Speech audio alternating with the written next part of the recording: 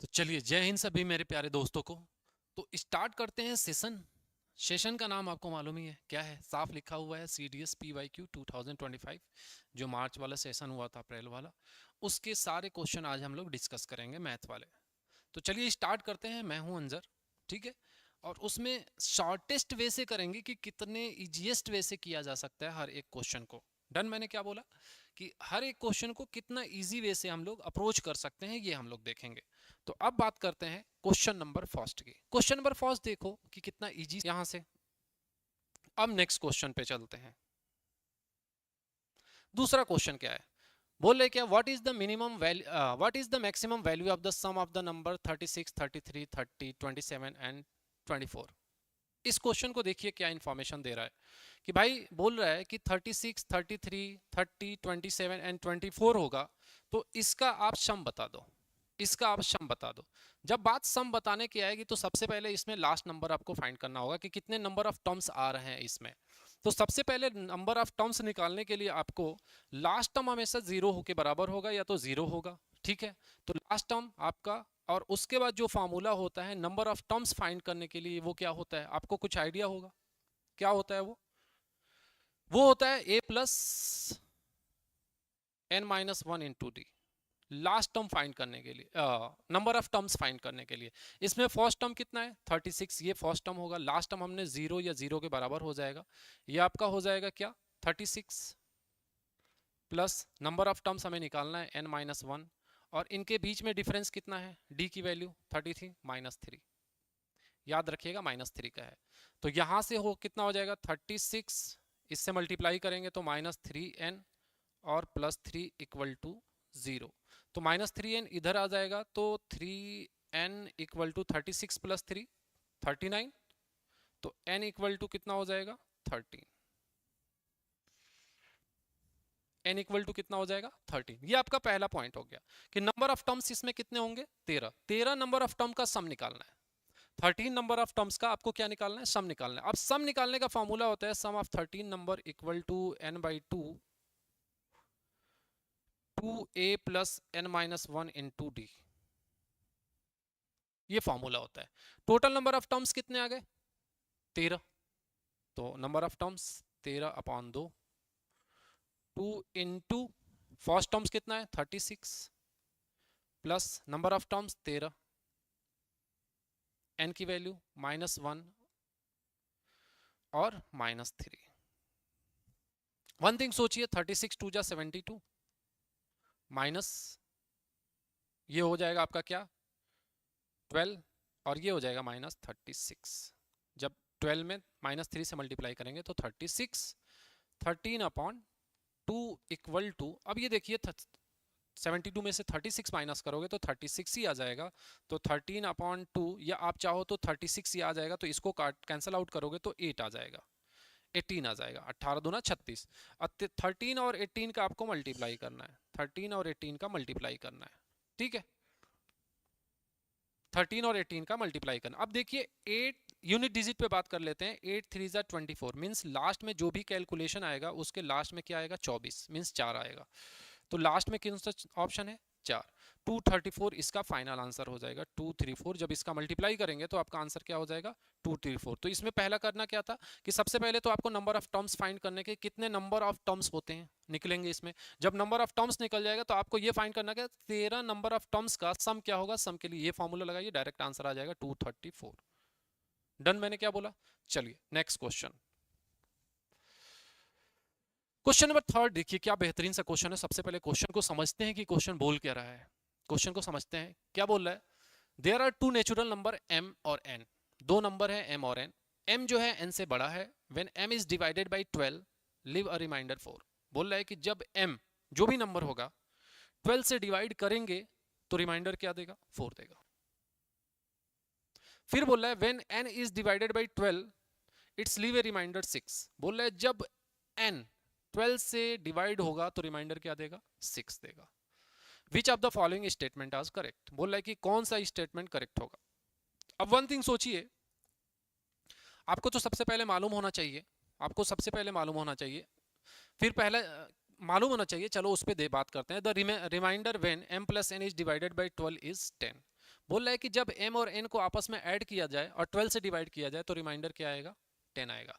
तो आपको सबसे पहले मालूम होना चाहिए कि m का जो भी रिमाइंडर है, कितना रिमाइंडर है, 4 रिमाइंडर, और n का जो भी रिमाइंडर है, डन। इन दोनों को ऐड करोगे आप, 4 + 6 कितना हो गया, 10। इसको 12 से डिवाइड करोगे, अगर ये 12 से छोटा है तो रिमाइंडर अगेन उतना ही आएगा, मतलब 10 ही आएगा।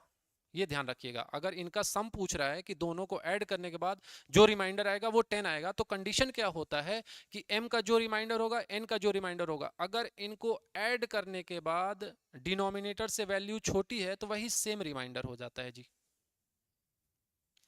क्लियर में गया? तो पहला अपना तो फॉलो हो रहा है। दूसरा क्या बोला, the remainder when m - n is divided by 12 is 10।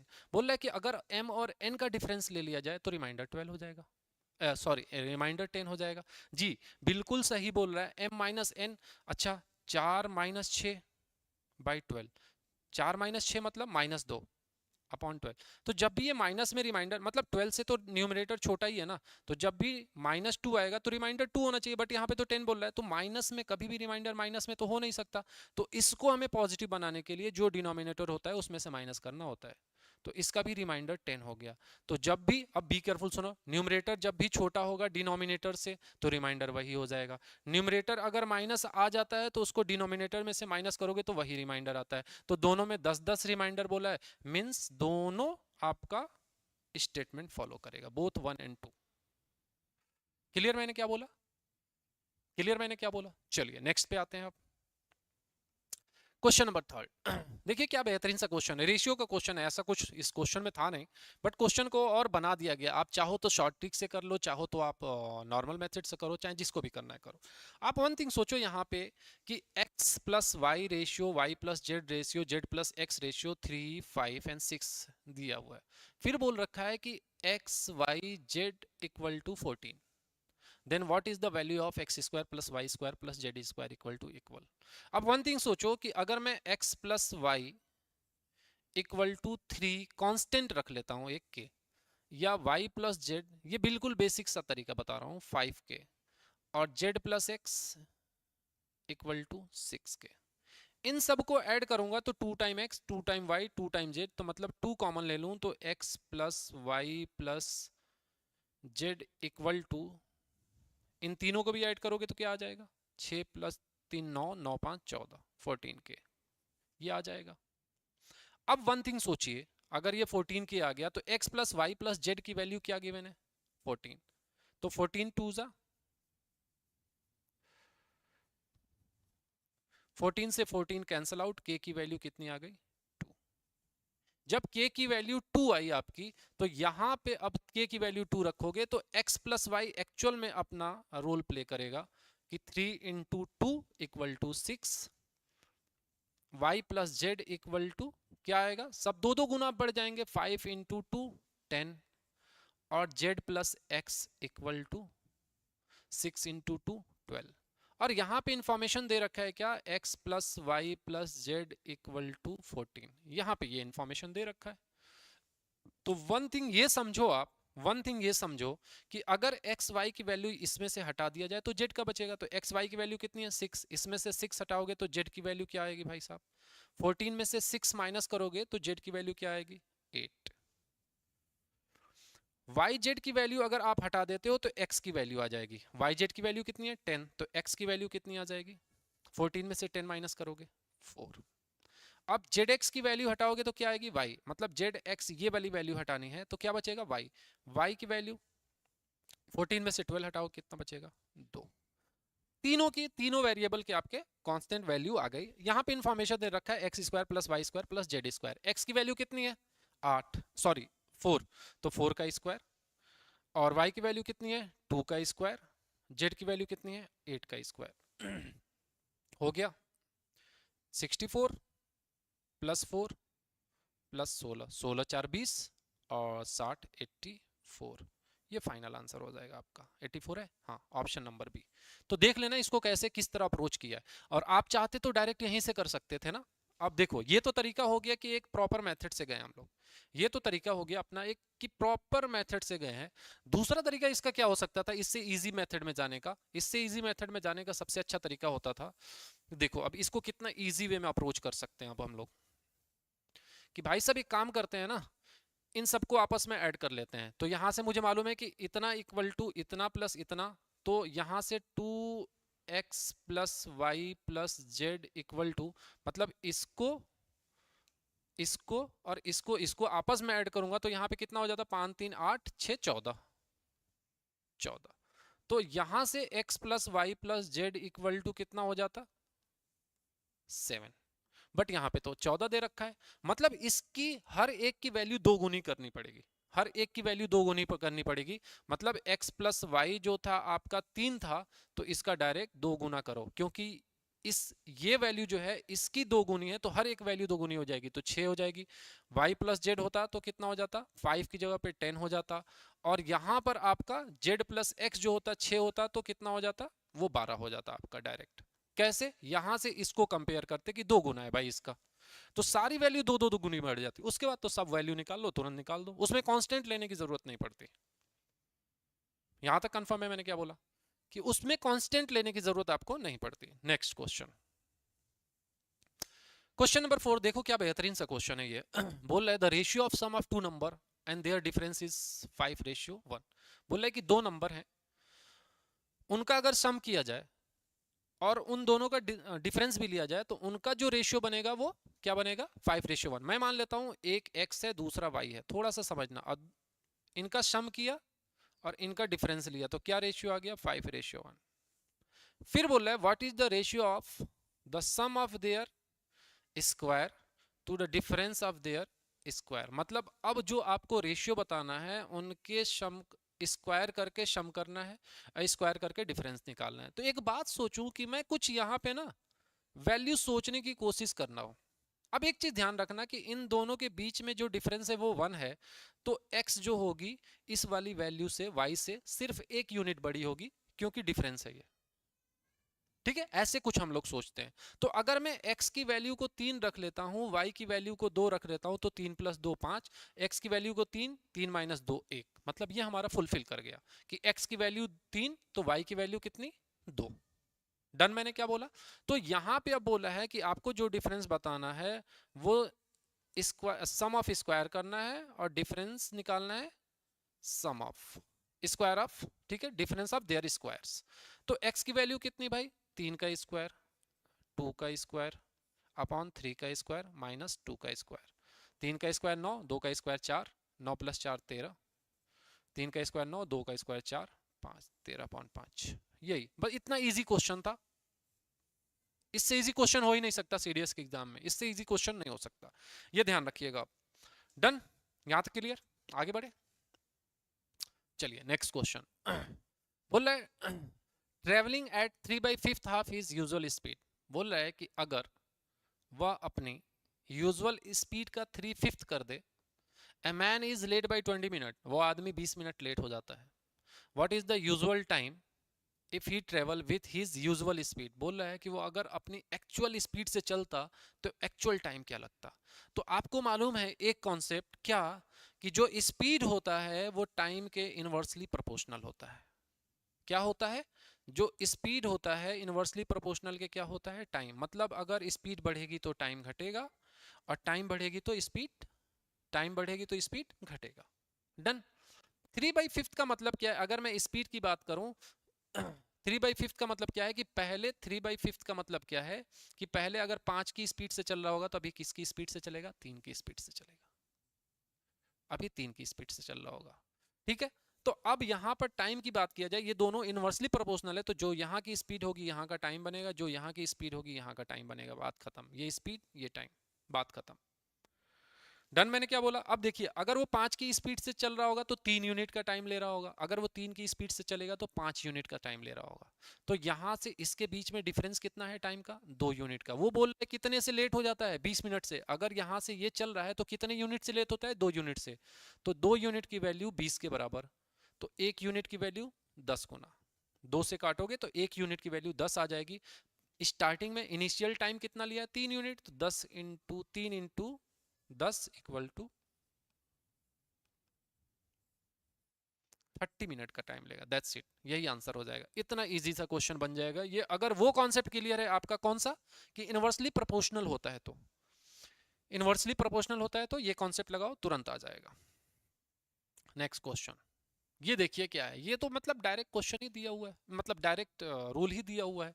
क्या आपको मालूम है, आपको मालूम है कि what is the remainder when 2 की power p minus 1 is divided by p where p is greater than 5 is a prime number, is a prime number. इसका मतलब क्या है कि अगर 2 की power p minus 1 divided by p कर दिया जाए तो हमारा रिमाइंडर क्या होगा, जब p एक प्राइम नंबर है जो 5 से बड़ा है, जो 5 से क्या है, ग्रेटर है, बट p एक प्राइम नंबर भी है और 5 से बड़ा भी है। अब 5 से बड़ा प्राइम नंबर कौन कौन सा हो सकता है, 7 भी हो सकता है, 11 भी हो सकता है, 13 भी हो सकता है, 17 भी हो सकता है, 19 भी हो सकता है, 23 भी हो सकता है। ये सारे कोई भी प्राइम नंबर हो, p की वैल्यू वो हो सकती है। तो बोल रहे हैं कि रिमाइंडर क्या बन सकता है, तो आपको मालूम है कि जब जब भी कोई इस फॉर्मेट में होता है तो उसका रिमाइंडर ऑलवेज 1 होता है। अगर ये प्राइम नंबर है तो उसका रिमाइंडर ऑलवेज 1 होता है, 2 की power p minus 1 upon p। p is a prime number तो रिमाइंडर ऑलवेज क्या होगा, 1 होगा। डन, मैंने क्या बोला। अब रख के देख लेते हैं p से बड़ा प्राइम नंबर क्या होगा, p से बड़ा प्राइम नंबर होगा 7। अगर 2 की पावर में 7 रखता हूं, माइनस 1 डिवाइडेड बाई 7, तो 2 की पावर 1 क्या होता है, 2 की पावर 1 क्या होगा, 2 इंटू 2 इंटू 2 इंटू 2। आप करके देखिएगा, 3 3 6 1 7, 2 दूना 4 दूना 8 दूना 16 दूना 32 दूना 64 दूना 100, 2 दूना 4 दूना 8 दूना 16 दूना 32 दूना 64 दूना 100, 8 माइनस 1 डिवाइडेड बाई 7। जब इसको कैंसिल करेंगे तो एक रिमाइंडर ऑलवेज बच जाएगा, एक रिमाइंडर ऑलवेज बचेगा, ऑलवेज, देख देख लेना, ऑलवेज बचेगा। डन, तो इसका आंसर क्या हो जाएगा, ऑप्शन नंबर ए। नेक्स्ट क्या बोल रहा है, what is the number of factor 24 की पावर क्यूब माइनस 16 की पावर क्यूब माइनस 8 क्यूब। बोल रहा है कि अगर 24 की पावर क्यूब हो जाए, डन, मैंने क्या बोला, 24 की पावर क्यूब हो जाए, माइनस 16 की पावर क्यूब हो जाए, माइनस 8 की पावर क्यूब हो जाए, तो इनके नंबर ऑफ फैक्टर्स क्या होंगे, नंबर ऑफ फैक्टर्स क्या होंगे। आइडिया है कुछ, आइडिया है कुछ। अब इसको करने का तरीका क्या होता है, आपको एक चीज मालूम है क्या, कि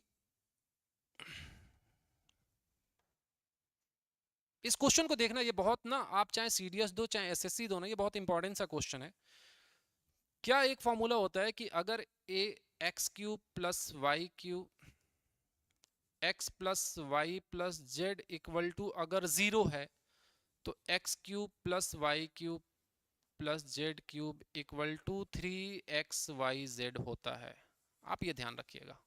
कंडीशन क्या फॉलो होता है कि अगर 3 नंबर है, तीनों का सम 0 के बराबर होता है ऐड करने पे, तो उनका सम क्या होगा, उनका सम 0 के बराबर अगर होता है तो उनका क्यूब क्या होगा, 3xyz के बराबर होगा। यही होता है। एक बात सोचो, ये 24 है, 16 प्लस 8 24, माइनस माइनस और माइनस माइनस से कैंसिल आउट करोगे तो ये 0 के बराबर हो जाएगा। ये नंबर्स की बात मैं कर रहा हूँ, ये 0 के बराबर रोल प्ले कर देंगे।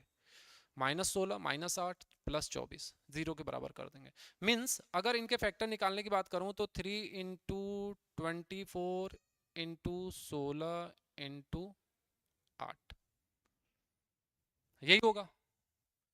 कंफर्म है, यहां तक क्लियर है, यहां तक क्लियर है। अब एक बात समझो कि इसका अगर मैं फैक्टर करना स्टार्ट करूं तो क्या हो जाएगा, 3 इंटू 24 का मतलब क्या हो गया, 2 की पावर 3 मतलब 8 इंटू 3 मल्टीप्लाई 2 की पावर 4 इंटू 2 की पावर 3।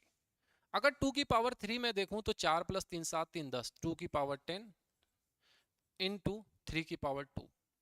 अब नंबर ऑफ मुझे फैक्टर निकालना है तो जो भी पावर्स होती हैं उनको एक यूनिट बढ़ा दो, 2 है तो 3 कर दो, 11 3 जा 33 नंबर ऑफ फैक्टर्स निकल जाएंगे इसके। बस यही यही होता है।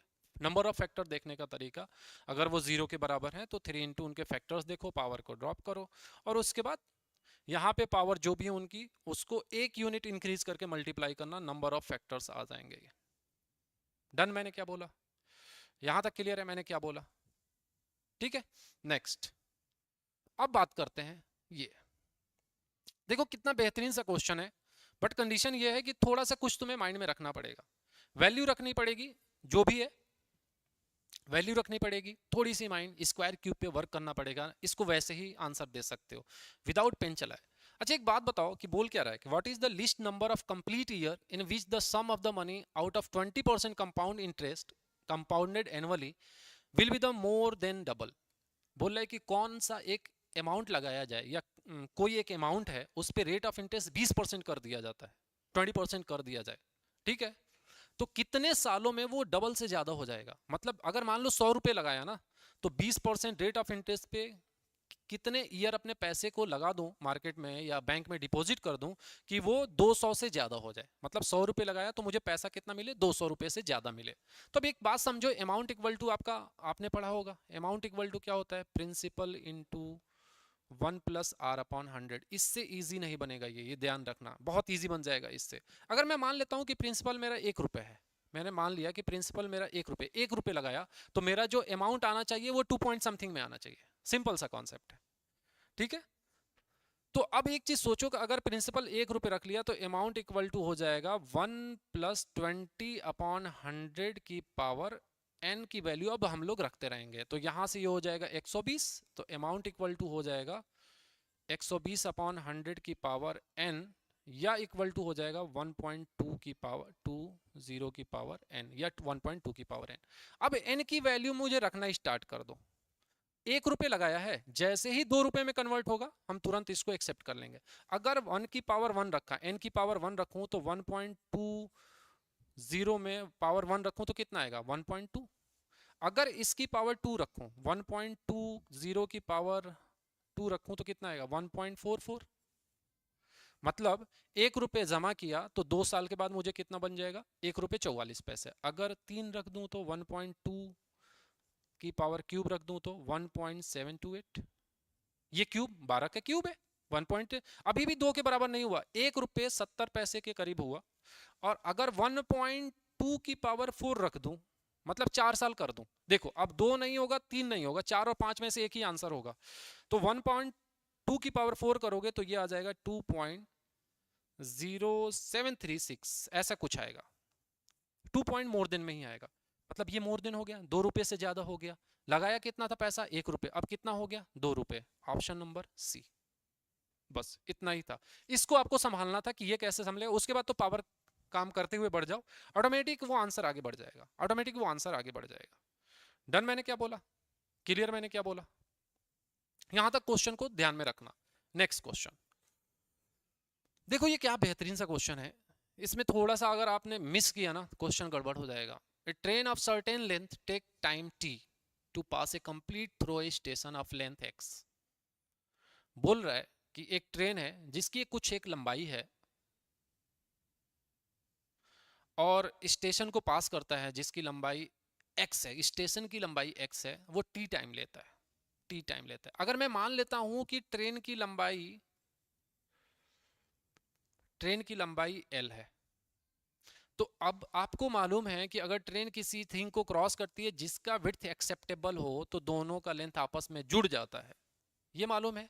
तो यहां से मैं स्पीड निकाल लूंगा, speed equal to l plus length of platform divided by time, ये आपका स्पीड आ जाएगा। फिर बोल रहा है द सेम ट्रेन, वही ट्रेन की बात कर रहा है, द सेम स्पीड भी सेम रखा है, take 2t2 pass the complete through the another station length y। बोल रहा है कि एक अनदर स्टेशन है y लेंथ की, वही ट्रेन पास कर रही है उसी स्पीड से, बट अब टाइम लग रहा है 2t, मींस स्पीड दोनों में बराबर होगा, तो l plus y upon 2t। Done. तो बोल रहा है कि अगर x प्लस वाई लेंथ के प्लेटफॉर्म को क्रॉस करना हो या x प्लस वाई लेंथ को क्रॉस करना हो तो कितना टाइम लगेगा, यही पूछा है, टाइम टेक टू कम, हाँ वही पूछा है। तो एक बात बताओ, यहां से हम लोग इसको हटाते हैं, l की वैल्यू निकालते हैं, दोनों स्पीड बराबर है, तो यहां से मैं l plus x upon t equal to l plus y upon 2t कर देता हूं। t से t कैंसल आउट, 2 से मल्टीप्लाई कर दो, 2l plus 2x equal to l plus y. l इधर जाएगा तो यहां से हो जाएगा l equal to y minus x. ये ध्यान रखिएगा, लेंथ कितना आ गया y माइनस एक्स, लंबाई क्या आ गई y माइनस। और टाइम निकालने के लिए आपको मालूम है time equal to distance upon speed, distance upon speed. Distance उस दोनों का दे रखा है लेंथ, और यहां से आपका लेंथ आ गया, मतलब ये प्लस ये ऐड करूंगा तो टोटल डिस्टेंस लास्ट स्टेप पे चलेंगे। तो मैं निकाल लेता हूं यहां पे, चलो उसको देख लेंगे। स्पीड की बात करते हैं अब यहां से। तो यहां पे अगर मैं मान लेता हूं, चलो वही रख लेता हूं, y minus x plus y, done, divided by time equal to distance upon speed. अब स्पीड के लिए हम लोग चलते हैं, एल की वैल्यू यहां पे उठा के रख दो, स्पीड यहां से मिल जाएगा या इसमें से मिल जाएगा, कहीं पे भी रखो, इसकी वैल्यू यहां से रखो। तो यहां से मैं रखता हूं तो स्पीड इक्वल टू आ जाएगा, एल की वैल्यू क्या है y minus x plus x divided by T. X से एक्स कैंसल आउट हो गया, y बाई टी आ गया, नहीं क्या कुछ गलत कर दिया, y minus x, y minus x x x x x, speed आ गया ना, सही तो है।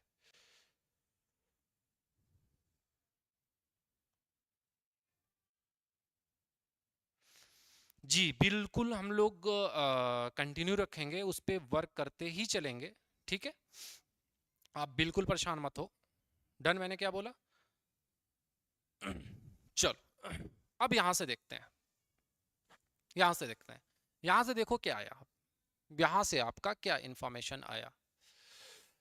यहां से कुछ गलत हुआ, नहीं हुआ नहीं हुआ नहीं हुआ, 2x, यहाँ पे 2x है ना, ये इधर आएगा और ये इधर जाएगा, तो y माइनस टू एक्स यहाँ पे छूटा हुआ है, ठीक है। अब यहाँ पे 2x आएगा, ये ध्यान रखिएगा, ये मैंने गलत लिखा था, y minus two x, y minus two x, ये तो क्या आ गया l की value plus x upon t। तो यहां से ये कैंसल आउट हो जाएगा, तो स्पीड क्या आ जाएगी y minus x upon T, ये आपकी स्पीड आ गई। इससे इसको डिवाइड कर दीजिए, y minus x upon T. अब देखिए यहाँ पे क्या क्या कैंसल आउट है, यहाँ पे क्या क्या कैंसल आउट हो जाए कुछ, अच्छा यहाँ पे भी अब गलत हो गया होगा, y माइनस टू एक्स ये भी रहेगा। तो अब यहाँ पे देखिए ये हो जाएगा 2y, यहाँ पे हो जाएगा क्या 2y, यहाँ पे क्या हो जाएगा x upon y minus x, और ये t जाके ऊपर मल्टीप्लाई कर देगा, ये t जाके ऊपर क्या करेगा मल्टीप्लाई कर देगा। तो जब t ऊपर ये मल्टीप्लाई करेगा तो यहाँ पर भी आ जाएगा t और यहाँ पर भी आ जाएगा t, तो ये हो जाएगा 2yt minus x t upon y minus x, 2yt minus x t upon y minus x, यही आंसर हो जाएगा। जी बिल्कुल करेंगे, आप जुड़े रहो, आप लोग बिल्कुल करेंगे, हमेशा ऐसा ही चलेगा, हर सेशन पे हम लोग प्रीवियस ईयर ही लेके चलेंगे। Done, confirm. देख लेना अब इसको बैलेंस करने में कि किस तरह बैलेंस किया है, कि यहां से आपने पहले लेंथ निकाला, लेंथ निकाल के यहां से स्पीड निकाल दिया, और यहां से आपका ये डिस्टेंस था और लेंथ ऑफ ट्रेन का डिस्टेंस, दोनों को ऐड कर दिया और उसके बाद स्पीड से डिवाइड कर दिया, टाइम आ जाएगा। इसी टर्म्स में ये आपका फाइनल आंसर हो जाएगा। डन, मैंने क्या बोला, नेक्स्ट। अब देखो क्या बेहतरीन सा क्वेश्चन है, क्या बेहतरीन सा क्वेश्चन है। Sine alpha plus cos alpha equal to √2, फिर बोल रखा है वेयर जी अल्फा इज ग्रेटर देन 0 और less than 90, pi by 2 means 90, then find the, then what is the value of sine cube alpha minus cos cube alpha. अब एक चीज सोचो आप यहां पे कि sine alpha plus cos alpha equal to √2 है। मैं आपको बताया था कि जहां पर भी साइन कॉस 10 है वहां पे वैल्यू पुट करने की कोशिश करो, बहुत इजी बनेगा। तो वैल्यू क्या बताया था कि 0 डिग्री पुट कर देना, कि वैल्यू 0 डिग्री पुट कर देना, बट यहाँ पे एक टर्म्स एंड कंडीशन अप्लाई कर दिया कि भाई साहब अगर आप 0 डिग्री पुट करते हो ना तो यहाँ पे दिक्कत कर दूंगा। क्या कि टर्म्स है कि आपकी वैल्यू 0 से बड़ी होनी चाहिए। तो अब मैं 0 तो पुट नहीं कर सकता, तो मैं अब क्या कर सकता हूं कि अब मैं 45 पुट करूंगा। मैंने बोला था कि 0 अगर फेल हो तो आप 45 करना। तो साइन अल्फा, अगर अल्फा इक्वल टू 45 रख देता हूं तो साइन 45 की वैल्यू होती है 1/√2 प्लस 1/√2। अब इसको कैलकुलेट करोगे तो ये कितना हो जाएगा। अच्छा, मैं इसको साइड में रखो, इसको कैलकुलेट करोगे तो डिनोमिनेटर सेम है तो न्यूमरेटर आपस में जुड़ जाएगा 2/√2। और इसको क्या लिख सकता हूं मैं कि इस पूरे की वैल्यू क्या हो जाएगी √2 के बराबर। 2 को क्या लिख सकता हूँ √2 इंटू √2, √2 से √2 कैंसिल होगा √2 मीन्स यहाँ पे अल्फा की वैल्यू 45 जस्टिफाई की कर दी गई। अब यहाँ पे सोचो साइन 45 क्या होता है। साइन 45 होता है 1/2 का होल क्यूब माइनस कॉस 45 1/2 का होल क्यूब। और जब ये पॉजिटिव में जो भी आएगा ये नेगेटिव में, ये दोनों आपस में कैंसिल आउट हो जाएगा, ये क्या हो जाएगा 0 के बराबर। बात खत्म। इसका आंसर कितना आ जाएगा 0। बस इतना ही क्वेश्चन था। मतलब सिंपल सा कहने का कि आप क्वेश्चन को देख के भी विदाउट पेन इसको शॉर्ट आउट कर सकते थे। इसमें कुछ भी ऐसा नहीं था कि जिसमें प्रॉब्लम हो सके आपको, ये ध्यान रखिएगा, कुछ भी ऐसा नहीं था। डन। मैंने क्या बोला, चलिए नेक्स्ट। इसको देखिए क्या बोल सकता है। मैंने बोला था क्या, अच्छा इसमें कोई भी टर्म्स एंड कंडीशन नहीं गिवन है। जैसे प्रीवियस क्वेश्चन में क्या था कि अल्फा की value greater than 0 and less than 90 होना चाहिए। इसमें कहीं पे भी टर्म्स एंड कंडीशन है नहीं गिवन है। मैंने आपको बोला था क्या, क्या बोला था कि जब भी साइन कॉस 10 के अलावा और कोई भी वैल्यू आएगी तो उसमें थीटा की वैल्यू आप क्या पुट कर देना 45 पुट कर देना, तो तुरंत आंसर दे देगा। अगर थीटा की वैल्यू 45 पुट करता हूं, थीटा की वैल्यू क्या पुट करता हूं 45 डिग्री पुट कर देता हूं, तो यहां पे 1 प्लस कॉट 45 कितना होता है 1 माइनस कोसेक 45 कितना होता है √2 पहला। दूसरा मल्टीप्लाई 1 प्लस टेन 45 1 और सेक 45 √2। तो ये हो गया 2 माइनस √2 और ये हो गया 2 प्लस √2। ए माइनस बी, ए प्लस बी, ए का स्क्वायर 2 का स्क्वायर माइनस √2 का स्क्वायर। तो 2 का स्क्वायर 4, √2 का स्क्वायर 2, तो ये फाइनल आंसर क्या हो जाएगा 2, ऑप्शन नंबर सी। बस इतना ही था। इतना इजी बन जाएगा ये, ध्यान रखिएगा, इतना इजी बन जाएगा ये अगर आप थोड़ा सा फोकस करते हैं तो। क्या कि जो भी ट्रिग्नोमेट्री में मैंने बताया कि किस जगह पे कहाँ कौन सी वैल्यू पुट करते हैं, अगर वहां पे कंडीशन फेल करता है तो क्या पुट करना है, हर एक क्वेश्चन निकाल के बैठ जाओगे, हर एक क्वेश्चन निकाल के बैठ जाओगे। और कितने सही, हार्डली ये 10 से 15 सेकंड का गेम है। आपको मालूम होना चाहिए, टेबल याद होना चाहिए कि भाई साइन का क्या होता है, कॉस का क्या होता है, टेन का क्या होता है, ये तो बेसिक चीजें हैं, याद करोगे ही ना अगर आपको एग्जाम निकालना है तो। नेक्स्ट देखो ये कितना बेहतरीन सा क्वेश्चन है। क्या बोल रहा है, tan theta equal to sin alpha minus cos alpha divided by sin alpha plus cos alpha where theta and alpha is not π/2, मतलब दोनों पाई 90 के बराबर नहीं होंगे और आर एक्यूट एंगल और 90 छोटे भी होंगे, then what is the roots 2 sine theta equal to. अब इसको कैसे अप्रोच किया जाए, क्या बेहतरीन सा क्वेश्चन है ये।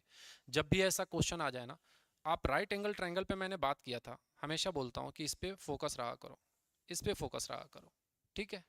कि अगर मैं इसको अल्फा लेता हूं और एक ट्रिपलेट रख देता हूं 3 4 और 5, ये एक ट्रिपलेट है, तो यहां से sine alpha cos alpha sine alpha cos alpha, एक वैल्यू मैंने बताया था कि अगर कुछ भी हो तो ट्रिपलेट से आप कर जाओगे। तो यहाँ पे टेन थीटा इक्वल टू कितना हो जाएगा, टेन थीटा इक्वल टू क्या हो जाएगा, साइन अल्फा क्या होता है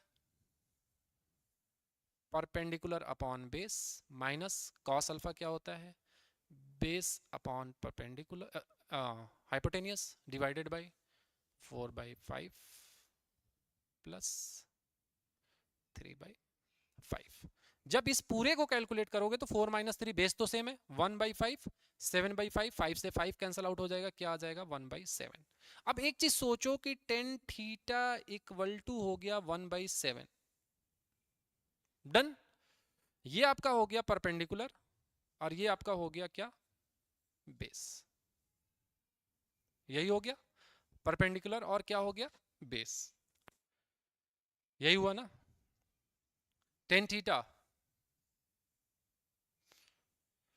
परपेंडिकुलर अपॉन बेस। अगर मैं यहाँ पे रख लेता हूँ कि परपेंडिकुलर आपका क्या है 1, बेस क्या है 7, तो ये क्या हो जाएगा 49 एक 50, 5 25 25 दूना 50, 5√2, 5√2। जब इसको निकालोगे आपका तो आ जाएगा 5√2।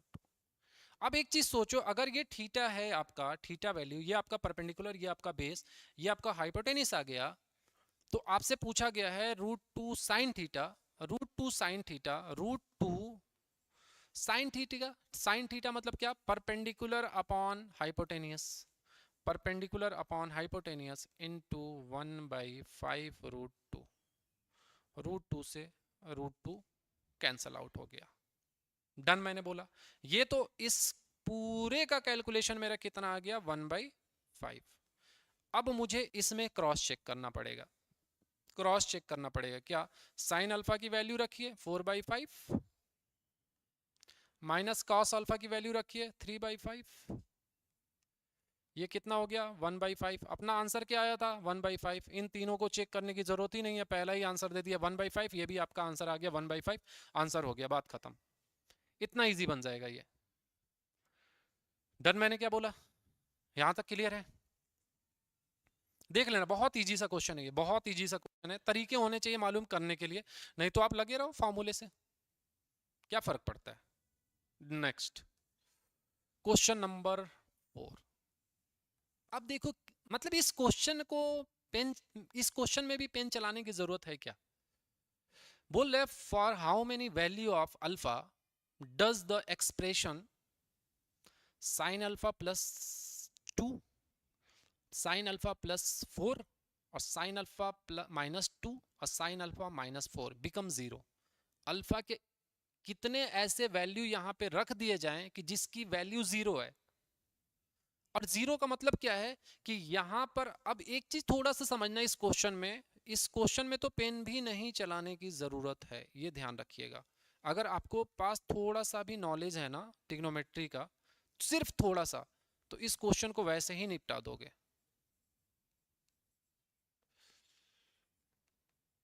मतलब इस पे आपको ऐसे कौन से अल्फा की वैल्यू रखा जाए कि इसका मल्टीप्लाई हो तो 0 आ जाए, ऐसे कितने कंडीशंस बनेंगे, कहने का मतलब ये है। तो एक बात बताओ, जब यहाँ पे +2 है तो साइन अल्फा का जो वैल्यू आना चाहिए वो क्या आना चाहिए -2 आना चाहिए।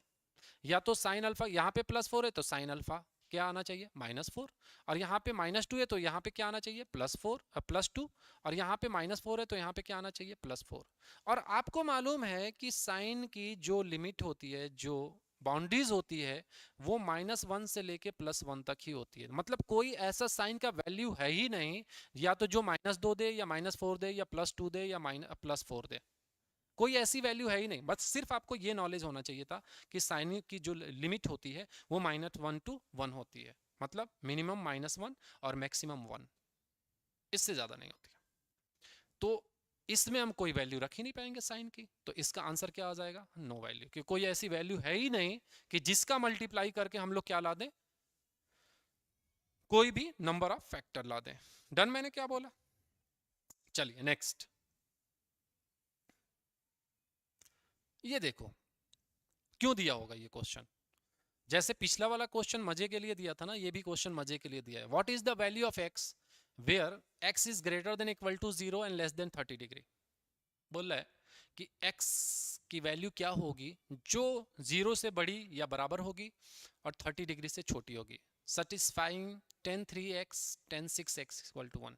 बोल रहा है कि इसको सेटिस्फाई करेगा व्हाट, कि अगर tan 3x multiply tan 6x equal to 1 हो जाएगा, अगर x की कोई भी ऐसी वैल्यू रखी जाए तो, कि 1 आएगा। आपको मालूम है क्या, एक मैंने बताया था क्लास में भी, वैसे भी बताता रहता हूँ जब भी लाइव क्लास लेता हूँ, कि 10a into 10b equal to 1 कब होता है, जब a और b की वैल्यू, जो एंगल का जो सम होगा वो किसके बराबर होता है 90 डिग्री के बराबर होता है। ये 1 तभी होगा जब ये 90 डिग्री के बराबर होंगे। यहाँ पे 1 है ना, तो इसका मतलब क्या कि 6x plus 3x equal to 90 degree, ये आपको मालूम होना चाहिए था 90 डिग्री। तो x इक्वल टू कितना 10 डिग्री। 9 से डिवाइड करिएगा 10 आ जाएगा 10 डिग्री की। एक्स की मिनिमम वैल्यू कितनी आ गई 10 डिग्री। 0 से बड़ी 30 से छोटी, बात खत्म। ये देखो CDS 2025 का क्वेश्चन पूछा गया है, इतना इजी सा क्वेश्चन पूछा गया है और आपको इसको ध्यान रखते हुए चलना है कि कैसे लेके चलना है। नेक्स्ट,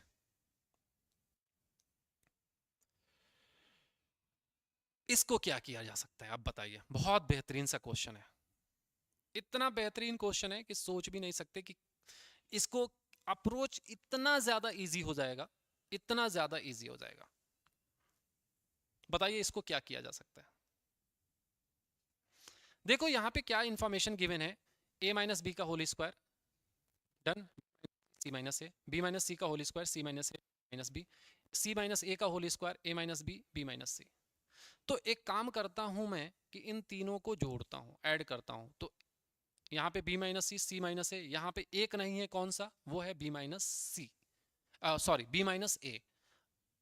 ये ध्यान रखिएगा, b माइनस ए यहाँ पे कर देता हूं अगर, या a माइनस बी कर देता हूं, तो वहां पे आ जाएगा a माइनस बी, नीचे मल्टीप्लाई किया तो यहाँ पे आ गया b माइनस सी और c माइनस ए। तो a माइनस बी यहाँ पे किया तो ऊपर भी मुझे करना पड़ेगा a माइनस बी से multiply, means a minus b का होल क्यूब। और यहाँ पे मैंने किससे किया, c minus a minus b, तो b माइनस सी से नीचे करूंगा तो b माइनस सी से ऊपर भी करना पड़ेगा, means plus b minus c का होल क्यूब। और यहाँ पे करना पड़ेगा c माइनस ए से मल्टीप्लाई, नीचे ऊपर तो c माइनस ए, तो यहाँ पर भी आ जाएगा c माइनस ए का होल क्यूब। यहाँ तक क्लियर है? हाँ बिल्कुल बिल्कुल बिल्कुल ठीक है, यहाँ तक क्लियर है। अब एक चीज आपको मालूम है क्या, कि अगर a प्लस, अभी बताया था प्रीवियस क्वेश्चन में भी बताया था, उस फॉर्मूले को भी लिखा था, क्या लिखा था मैं, कि अगर a plus b plus c equal to 0 के बराबर है तो क्या हो जाता है, a cube plus b cube plus c cube, x के टर्म्स में लिखा था, वहां पे आ जाता है 3abc, ये आ जाएगा। और यहीं पर -3 भी है, ये ध्यान रखिएगा, -3 भी है। डन। तो क्या a cube plus b cube plus c cube है, तो क्या ये 3abc के बराबर होगा, ऑफ कोर्स होगा।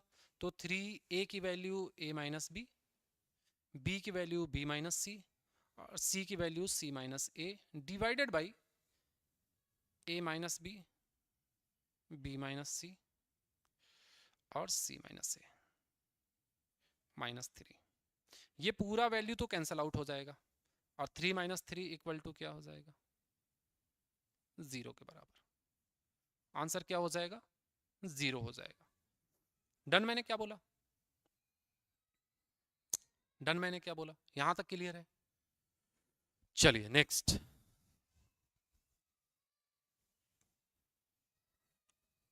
क्वेश्चन नंबर 17 देखिए क्या बोल रहा है। Given that 100 into 99 into 98 dot dot dot 2 3 into 2 into 1 divided by 100 की power n is an integer, मतलब number. What is the largest value of n for which this is the true. बोल रहा है कि कौन सा लार्जेस्ट वैल्यू है जो लार्जेस्ट वैल्यू है जो ट्रू होगा इस टर्म्स में, कि मैक्सिमम नंबर ऑफ टर्म्स चाहिए, मैक्सिमम नंबर ऑफ टर्म्स चाहिए। डन। मैंने क्या बोला। अब एक चीज मालूम है आपको, 100 से लेकर 1 तक अगर आपका मल्टीपल है तो ये 100 का फैक्टोरियल है, इसमें कुछ सोचना ही नहीं है। थोड़ा सा भी आपको आइडिया होगा तो 100 का फैक्टोरियल है,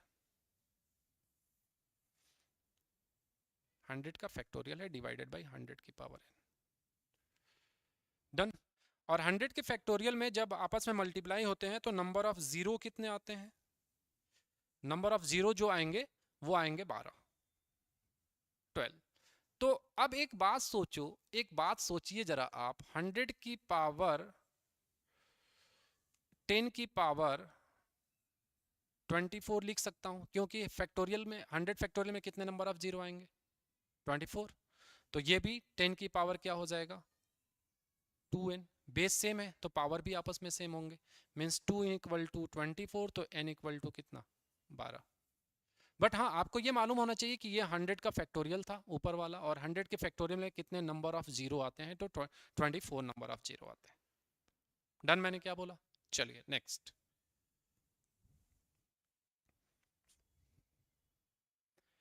ये देखिए क्या बेहतरीन सा क्वेश्चन है। क्या बोल रहा है? A man starting from a place p went x metre, x is greater than 120 meter. East before turning south, he went 40 meter straight. Before turning west, he went 60 meter to reach place Q. From Q, he went 200 meter north and reached place R. If P and R is 200 meter, then what is the value of x? 2. बोल रहा है कि वो जो length होगी x की वो क्या होगी। डन मैंने क्या बोला?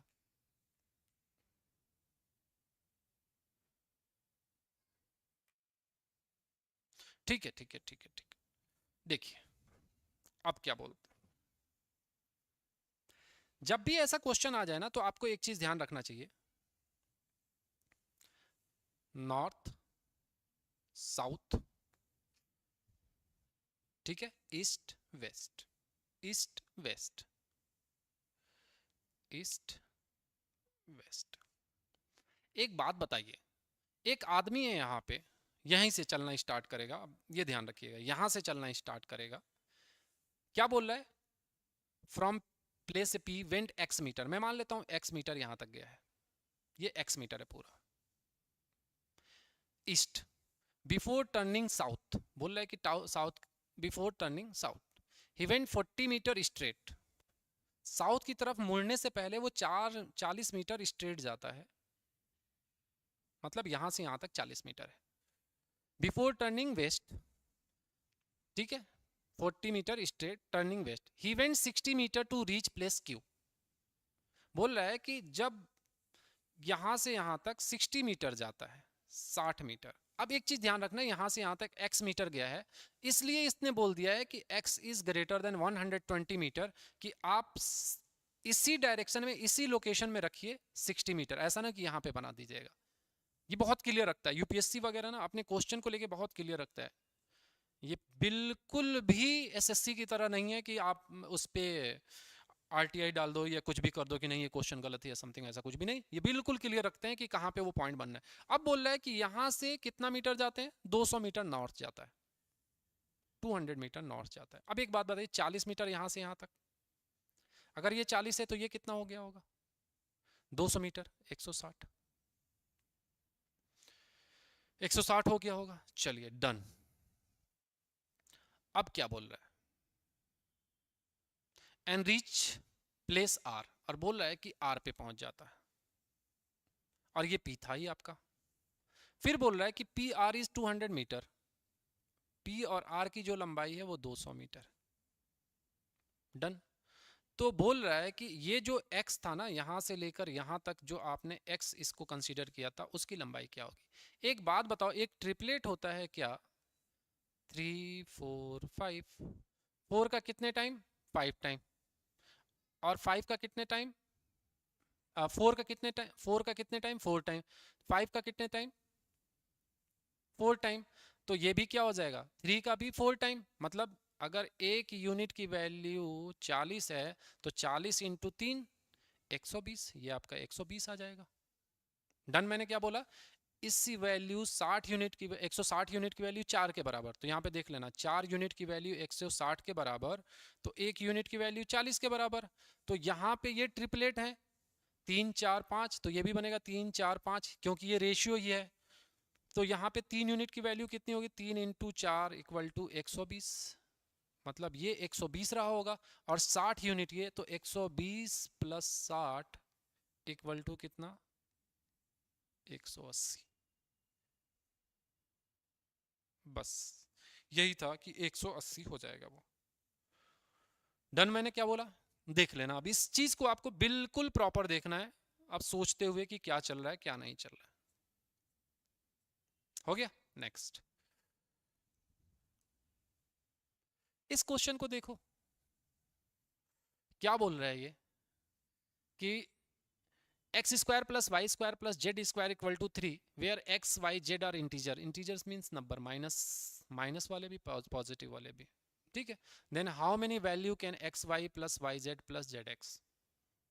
तो इसको ना थोड़ा सा आपको सोचना पड़ेगा कि करना कैसे है। अगर बेसिक कॉन्सेप्ट से गए ना तो आपको रुला देगा ये वैल्यू।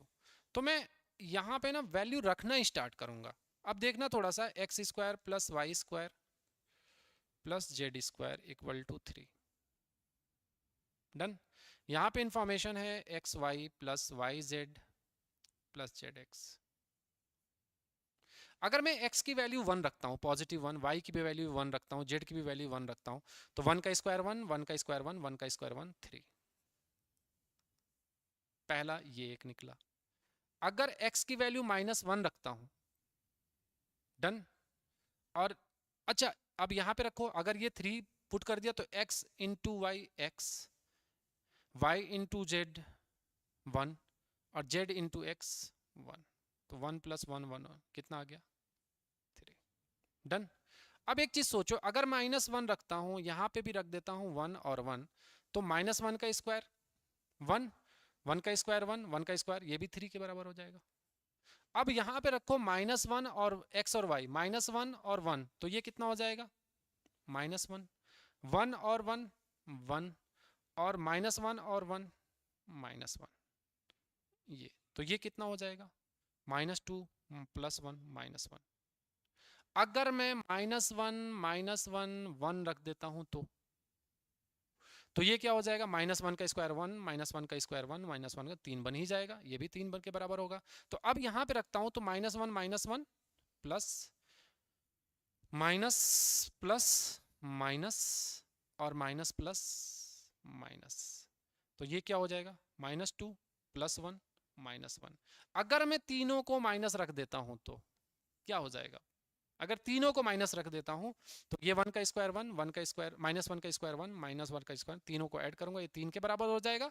बट यहां पे जब करोगे तो minus minus plus, minus minus plus और माइनस माइनस प्लस, तो इक्वल टू कितना आ जाएगा 3।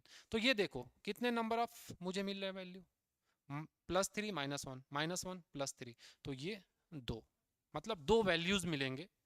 कैसे, इससे, डन। क्लियर मैंने क्या बोला कि आपको वैल्यू रख के देखनी पड़ेगी कि क्या इंफॉर्मेशन बोल रहा है क्या नहीं बोल रहा है, डन। मैंने क्या बोला, चलिए नेक्स्ट क्वेश्चन नंबर 20।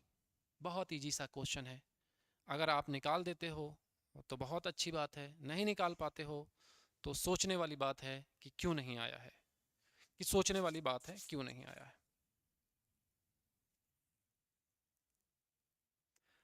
एक बार सोचो जरा, एक फार्मूला होता है इसका, क्या फार्मूला होता है, x³ +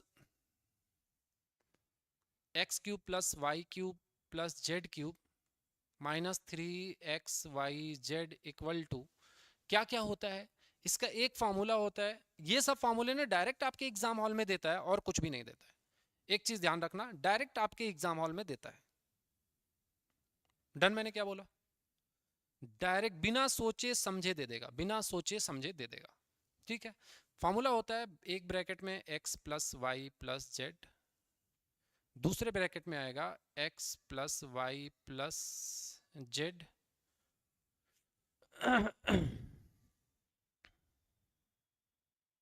z का होल स्क्वायर -3, आपका क्या हो जाएगा xy + yz + zx। अब इसकी वैल्यू फाइंड करनी है, x + y + z equal to कितना होता है 10, x + z, ये एक पूरा एक ब्रैकेट होता है, x + y + z कितना है, x + y + z कितना है 10 का स्क्वायर -3 x + y + z कितना है 18, 3 54, तो ये हो जाएगा 100, 10 18 3 54, 100 - 54 46 इंटू 10 460। बट ये फार्मूला याद होना चाहिए, x³ + y³ + z³ -3xy equal to, पहले ब्रैकेट में x + y + z, दूसरे ब्रैकेट में x + y + z का होल स्क्वायर -3, दूसरे ब्रैकेट में xy + yz + ZX। Direct answer आपका आ जाएगा। डन मैंने क्या बोला? तो चलो मिलते हैं नेक्स्ट सेशन में आगे के क्वेश्चन के साथ। तब तक के लिए जय हिंद।